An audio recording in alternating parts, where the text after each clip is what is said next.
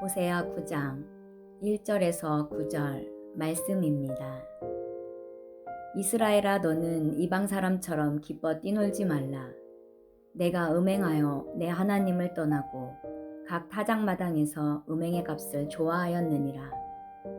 타작마당이나 술틀이 그들을 기르지 못할 것이며 새 포도주도 떨어질 것이요, 그들은 여호와의 땅에 거주하지 못하며 에브라임은 애굽으로 다시 가고 아수르에서 더러운 것을 먹을 것이니라. 그들은 여호와께 포도주를 부어드리지 못하며 여호와께서 기뻐하시는 바도 되지 못할 것이라. 그들의 재물은 애곡하는 자의 떡과 같아서 그것을 먹는 자는 더러워지나니 그들의 떡은 자기의 먹기에만 소용될 뿐이라. 여호와의 집에 드릴 것이 아님이니라. 너희는 명절날과 여호와의 절기의 날에 무엇을 하겠느냐?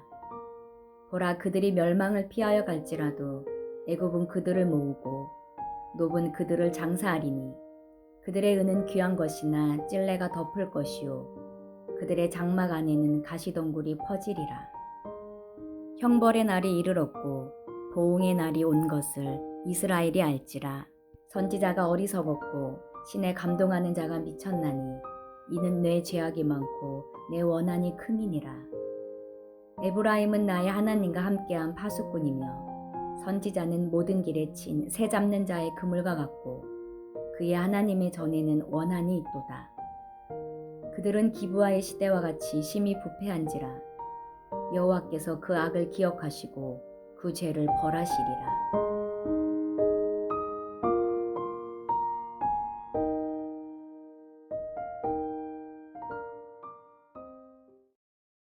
오늘 본문은 이스라엘 절기 가운데 초막절을 배경으로 하고 있습니다. 초막절은 추수의 절기로 어느 때보다 기쁨과 즐거움 그리고 감사와 찬양이 넘치는 축제의 날입니다. 하나님 앞에서 온 이스라엘이 먹고 마시며 1년 동안 베풀어 주신 하나님의 은혜를 누리는 절기인데, 호세아서는 그들의 죄악으로 인해서 이스라엘 내에 이러한 기쁨이 사라지게 될 것이다 라고 예언합니다. 오늘 본문의 첫 절인 호세아서 9장 1절과 2절입니다. 이스라엘아, 너는 이방 사람처럼 기뻐 뛰놀지 말라. 내가 음행하여 내 하나님을 떠나고 각 타작마당에서 음행의 값을 조차 하였느니라.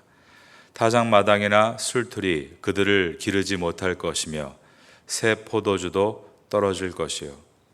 하나님이 이스라엘에게 기쁨을 금하시는 이유는 이스라엘 백성이 풍요에 대한 감사로 드리는 이 초막절의 예배를 바알 우상 숭배 예식과 섞어서 성행위의 쾌락을 즐겼기 때문입니다. 1절에 이스라엘아, 너는 이방 사람처럼 뛰놀지 말라. 그 다음 보면 내가 음행하여 내 하나님을 떠나고 그 타작마당에서 음행의 값을 좋아하였느니라.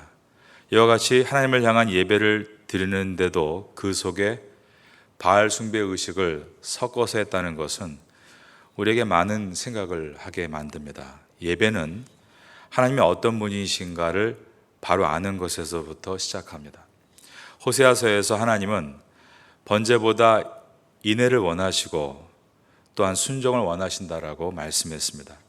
하나님이 어떤 분이신가를 생각하지 않고 예배를 우리가 우리 마음대로 준비해 간다면 더 좋은 음악과 더 좋은 영상과 더 좋은 조명이 그 목적이 결국 사람을 위해서 맞춰지게 될 것입니다. 그렇게 되면 그것은 어떤 한 콘서트이지 예배라고 말할 수는 없게 되는 것입니다.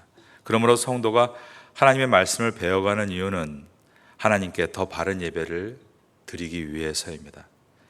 그 열정은 우리가 죽을 때까지 해야 될 일이라고 생각합니다. 왜냐하면 죽음 이후에 하나님의 나라에서는 완전한 예배자가 될 것이기 때문입니다. 이러한 깨어있는 마음을 갖고 있다면 우리가 고인물과 같이 썩지 않고 계속해서 개혁된 하나님께서 기뻐하시는 방향을 향해 나아가는 예배자가 될 수 있게 될 것입니다. 오늘 본문에 나타나고 있는 이스라엘 백성의 죄악은 첫째가 예배를 충실하게 규모 있게 우리가 잘 준비하면 하나님께서 추수의 복을 더 많이 주실 것이다 라는 생각인데, 이것은 하나님을 바알신처럼 취급하는 것입니다. 사람들이 열심히 복을 비는 이유가 자기가 원하는 추수를 더 많이 얻게 하기 위해서라는 이 마음은 사실 전 세계 모든 사람들이 갖고 있는 마음입니다. 심지어 이 파타야라는 관광지에 와서까지도 그것을 열심히 하는 사람들이 있습니다. 파타야의 유명한 절을 방문하는 코스가 그 나라 프로그램에 들어있고, 그 상품에서 어떤 절에 가서 통을 흔들고 종이 하나를 뽑고 원판을 돌려서 표적을 맞추고 새 한 마리를 방생하는 예식을 통해 복을 비는 것입니다. 그리고 내가 이렇게 비용을 들여서 정성을 표시했으니 반드시 나에게 행운이 올 것이다 라는 믿음으로 그 자리를 떠납니다. 이것과 똑같이 우리 파타야 선교교회가 가령 관광 코스가 되고 이곳에 방문하는 사람들에게 성경 구절 하나를 뽑게 하고 십자가, 미니 성경책, 미니어처 성찬기구 등을 파타야 로고를 새겨서 팔고 헌금통을 앞에 세워놓고 예수를 믿건 믿지 않건 헌금한 사람에게 교회 목사가 나와서 축복을 빌어준다면 그것은 사업적으로 참신하다, 괜찮다라고 말할 수 있겠지만 하나님을 세상 신과 똑같이 취급하는 것이고 교회를 바알 신전처럼 변질시키는 것입니다. 교회는 누구나 올 수 있는 곳이고 누구나 와야 합니다. 그러나 교회는 누구든지 와서 복을 받으라고 외치는 것이 아니라 이곳에서 복음을 듣고 구원을 받으라고 외쳐야 되는 장소입니다. 파타야 선교교회가 이곳에서 하나님을 바르게 알고 바르게 전함으로 이 태국 땅의 많은 영혼들에게 구원에 이르는 그러한 하나님의 기관 될 수 있기를 예수님의 이름으로 축원합니다. 사람들은 우상이 자신에게 부와 건강과 권세를 준다라고 생각합니다. 그러나 부와 건강과 권세를 주시는 분은 하나님이십니다. 하나님은 죄악을 행하고 있는 이스라엘 백성에게 추수의 열매를 주시기를 멈추셨습니다. 2절입니다. 타작마당이나 술틀이 그들을 기르지 못할 것이며 새 포도주도 떨어질 것이요. 범죄한 이스라엘 백성들에게 하나님께서 더 이상 풍요로운 수산물을 주시지 않겠다라는 말씀입니다. 그 대신에 우상 숭배와 범죄의 결과로 아수르의 포로로 끌려가게 될 것이다 라고 하셨습니다. 3절 말씀입니다. 그들은 여호와의 땅에 거주하지 못하며 에브라임은 애굽으로 가고 다시 아수르에서 더러운 것을 먹을 것이니라. 북이스라엘이 주전 722년에 아수르에 의해 멸망을 당할 때 백성의 거의 대부분 약 90% 이상이 그 땅에서 다 끌려갔습니다. 남유다의 경우 바벨론의 침공을 당했을 때 애굽으로 피신한 사람들이 있었습니다. 그 중에 예레미야 선지자도 백성과 함께 애굽으로 갔습니다. 하지만 북이스라엘의 경우는 거의 완전히 모든 백성이 아수르의 포로로 끌려갔는데 그 이유는 아수르의 정책 때문입니다. 아수르는 그 지역을 완전히 다른 곳으로 이주시키고 또 다른 민족을 완전히 이주해서 이곳으로 오게 함으로 민족을 서로 섞어서 결혼을 시키고 완전히 민족의 문화를 말살시키는 정책을 취했습니다. 그렇게 되면 그들이 아수르를 향해서 어떠한 영모도 꾸밀 수 없다라고 생각을 했습니다.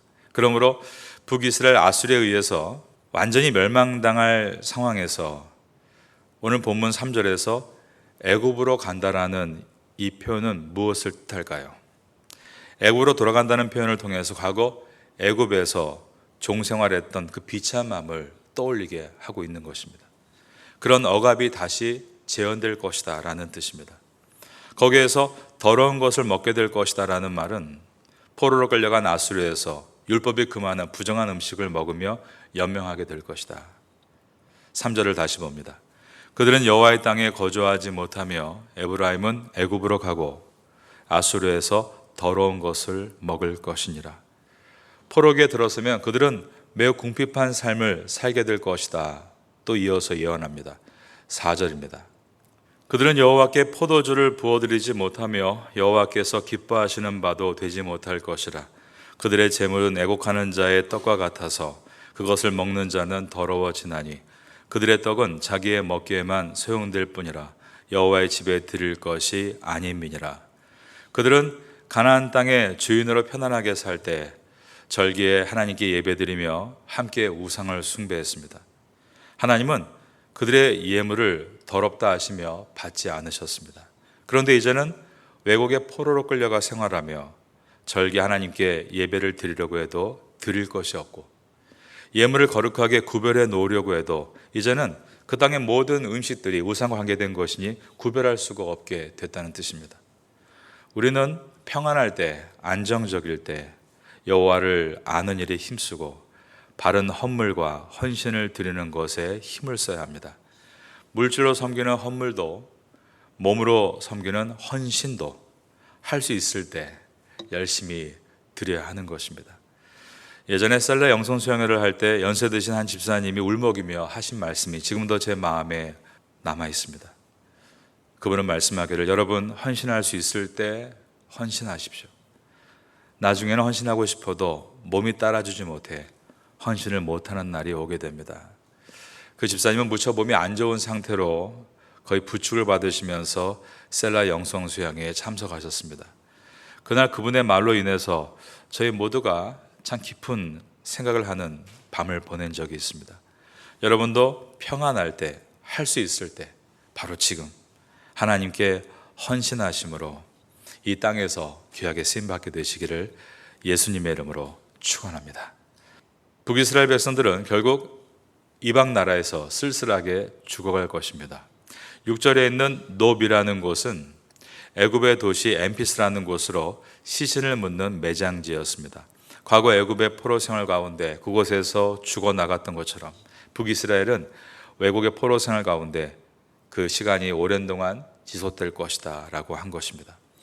그들이 아무리 돈이 있어도 가시덤불과 같은 그 포로 생활에서 벗어날 수 없게 될 것이다 라고 했습니다. 6절을 보겠습니다. 보라, 그들이 멸망을 피하여 갈지라도 애굽은 그들을 모으고 노분 그들을 장사하리니 그들의 은은 귀한 것이나 찔레가 덮을 것이요 그들의 장막 안에는 가시 덩굴이 퍼지리라. 북이스라엘 백성들은 호세아 선지자와 같이 하나님의 심판의 말씀을 전하는 이들에 대해서 미친 사람 취급을 했습니다. 7절입니다. 형벌의 날이 이르렀고 보응의 날이 온 것을 이스라엘이 알지라. 이 말은 선지자가 이스라엘 백성들에게 하나님의 심판을 전하며 회개하라고 청했다는 뜻입니다. 그런데 이러한 내용을 들었을 때 이스라엘 백성들은 선지자들이 어리석고 미쳤다라며 조롱을 한 것입니다. 선지자가 어리석었고 신에 감동하는 자가 미쳤나니 이는 내 죄악이 많고 내 원한이 크민이라. 이어지는 8절은 우리가 문맥을 이해하지 않고 읽었을 때 잘못된 해석이 나올 수 있는 절입니다. 8절에서 에브라임은 요셉의 두 아들 에브라임과 므낫세의 그 에브라임으로서 이스라엘이 남과 북으로 나뉘어졌을 때 북이스라엘을 대표한 지파입니다. 이 에브라임 지파에서 북이스라엘의 초대 왕이었던 여로보암이 나왔습니다. 그런데 그는 베델과 단에 금송아지를 만들고 하나님이라고 부르게 했던 장본인입니다. 그러므로 8절에서 에브라임, 그가 멸망당할 북이스라엘을 대표하고 있는 것은 이 에브라임은 부정적인 이미지로 쓰이고 있습니다. 반면에 구약에서 파수꾼이라는 단어는 낮과 밤을 늘 성을 지켜내는, 즉 말씀으로 진리를 지켜 파수하는 선지자들을 뜻합니다. 그러므로 8절의 정확한 이해는 하나님과 함께하는 자들은 파수꾼, 선지자들이고 선지자들은 하나님의 심판, 즉 죄인을 심판하기 위한 메시지를 선포했다. 7절의 문맥을 이어받고 있고 그 반대편에는 에브라임, 북이스라엘 백성들이 하나님의 전에 원한이 있도다. 이 말은 하나님의 성전과 선지자들을 미워했다라는 뜻입니다. 그런데 이러한 문맥을 보지 않고 에브라임의 이미지와 파수꾼의 이미지를 보지 않고 그냥 8절을 읽으면 에브라임이 신실한 파수꾼이고 신실한 에브라임이 하나님께 원한을 품고 있다는 잘못된 해석을 할 수 있습니다.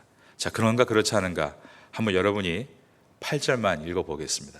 그러므로 이 부분을 좀 더 유연하게 해석하기 위해서 한글 번역본 가운데 공동 번역은 어떤 시도를 했는가 한번 제가 여러분께 한글 번역본 새 번역을 읽어드립니다.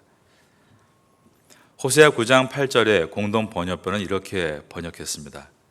에브라임은 예언자의 천막을 노리며 길목 곳곳에 덫을 놓고 하나님의 성전에서마저 거스르는구나. 제가 설명해 드린 것과 일치하게 번역을 했습니다. 이렇게 성경의 독자에게 이해를 돕도록 성경 원문을 풀어서 기록하는 성경도 있습니다. 하지만 원문은 오늘 우리가 읽은 성경과 같이 되어 있기 때문에 우리가 읽고 있는 성경은 거의 원문을 그대로 따라했다라고 말할 수 있습니다. 그런데 이와 같이 우리가 한 절만 띄워놓고 읽으면 해석의 실수를 일으킬 수 있다는 것입니다. 저는 오늘 이 본문이 우리가 성경을 한 절씩 읽을 때 위험성을 보여주는 좋은 예라고 생각합니다. 사람들은 항상 한 절을 좋아합니다. 가령 한 절을 뽑았는데 내 시작은 미약하였으나 내 나중은 심히 창대하리라. 좋은 말 같죠. 그리고 그것을 심지어 사업장에 붙여놓기도 합니다. 그러나 그것은 욥기서에 나오는 욥의 세 친구가 욥에게 했던 말입니다. 문맥을 가지고 이해해 보면 그것이 어떤 의미인가? 욥의 친구는 욥에게 내가 회개하지 않으면 하나님의 심판이 임하리라라는 경고의 메시지로서 회개를 촉구하는 메시지이지 결코 사업장이 번창하는 메시지가 아니라는 것입니다. 이와 같이 우리가 하나님의 말씀을 한 절 한 절 읽어가며 문맥을 이해하는 것은 대단히 중요하다라고 말씀을 드릴 수 있겠습니다. 오늘 우리가 읽고 있는 개역 개정판이 그럼에도 불구하고 이렇게 원문을 그대로 놔둔 이유는 성경은 문맥을 생각하면서 읽으면 성경으로 성경을 풀 수 있는 말씀이라는 것을 보여주기 위해서입니다. 이어지는 구절을 보겠습니다. 그들은 기브아의 시대와 같이 심히 부패한지라 여호와께서 그 악을 기억하시고 그 죄를 벌하시리라. 에브라임 지파로 대표되는 북이스라엘의 평가에 대해서 기브아의 시대와 같이 심히 부패했다라고 기록하므로 앞절의 8절에서 에브라임은 하나님과 함께 하는 파수꾼이 아니라 하나님과 함께하는 파수꾼이 선지자를 핍박하고 하나님과 선지자들을 미워한 자들임을 분명하게 보여주는 것입니다. 기브아 시대와 같이 나는 표현은 사사시대의 한 장면을 떠올리도록 하기 위한 말씀입니다. 사사시대 때 기브아에서 벌어졌던 레위인의 첩 사건입니다.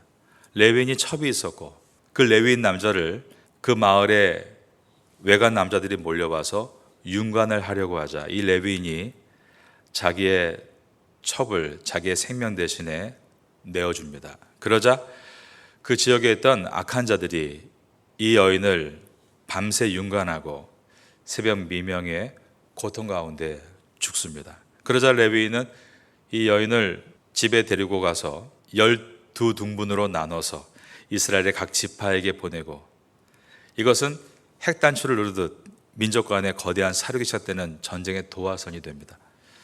거룩의 본을 보여야 할 레위인이 첩을 두고 있고 거룩의 본이 되어야 할 이스라엘 백성이 동성애에 집착하고 있으며 용감해야 할 레위인이 비겁하게 첩을 내주자 모범이 되어야 할 시민들은 집단 성폭행을 자행해서 여자를 죽게 하고 그러자 무덤덤하게 죽은 여인을 나귀에 싣고 돌아가 복수를 위해서 아무 거리낌 없이 사람의 몸을 12등분을 냈다는 것은 인간이기를 포기한 최악의 사회를 사사기가 보여주는 것입니다. 바로 그러한 사사기 19장의 레위인의 첩의 사건부터 시작한 그것이 오늘 이 호세아의 사건으로 선을 긋고 이어지고 있는 것은 죄악의 물결이 멈추지 않고 계속 흘러내림으로 깊은 계곡을 만들고 있다는 것입니다. 지금 치앙마이와 치앙라이에 많은 비가 와서 많은 사람이 고통을 당했습니다. 그 이유가 무엇입니까? 물이 위에서부터 흘러내려오는 것입니다. 치앙마이 같은 경우는 산마을은 괜찮고 도시가 완전히 물에 잠겼다가 이제 물이 빠진 상태인데 물이 점점 흙을 파서 계곡을 만들어 몰려 들어오듯이 그때 있었던 그 사건들이 지금 북이스라엘 말년에 이와 같이 엄청난 큰 물이 되어 몰려 들어오고 있는 것입니다. 말년에 이스라엘은 어땠는가? 그들은 인신 제사를 즐겨 했습니다. 몰래 우상에게 제사를 드릴 때 자식 중에 하나를 바쳐 불에 던지면 우리 모든 가족들이 병도 낳고 재산도 늘어나고 문제도 해결된다 라면서 인신제사가 유행했던 것입니다. 하나님은 호세와 같은 선지자들을 보내서 보시는 것처럼 그들을 경고하셨습니다. 그러나 그들은 돌이키지 않으므로 멸망을 당한 것입니다. 이스라엘은 제사장 나라로 부름받은 나라입니다. 이방 민족과 다르게 어떻게 하나님 앞에 살아야 될 사명이 있었던 민족이었습니다. 하지만 그 민족이 세상과 구별되지 못하고 세상에 동화되면 어떻게 망하는지를 역사서는 그리고 예언서는 보여줍니다. 우리는 이 땅의 왕 같은 제사장으로 부름받은 사람들입니다. 하나님께서 처음에 아브라함의 가족을 가나안 땅에 들이신 목적이 하나님의 비전과 꿈이었던 것처럼 우리도 하나님께서 그러한 비전과 꿈이다라고 이 땅에 불러주셨습니다. 우리의 비전이 무엇인지를 다시 한번 돌아볼 수 있는 호세아서가 되면 좋겠습니다. 여러분 삶 가운데 이러한 은혜를 붙들게 되시기를 예수님의 이름으로 축원합니다.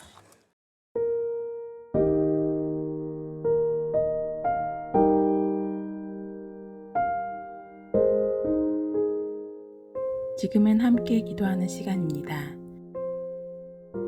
10월의 공동 기도 제목은 첫째, 기도로 주님과 함께하고, 둘째, 기도로 목회자와 함께하고, 셋째, 기도로 성도와 함께하고, 넷째, 기도로 태국과 파타야와 함께하는 신앙 공동체가 되기 위해 기도드립니다.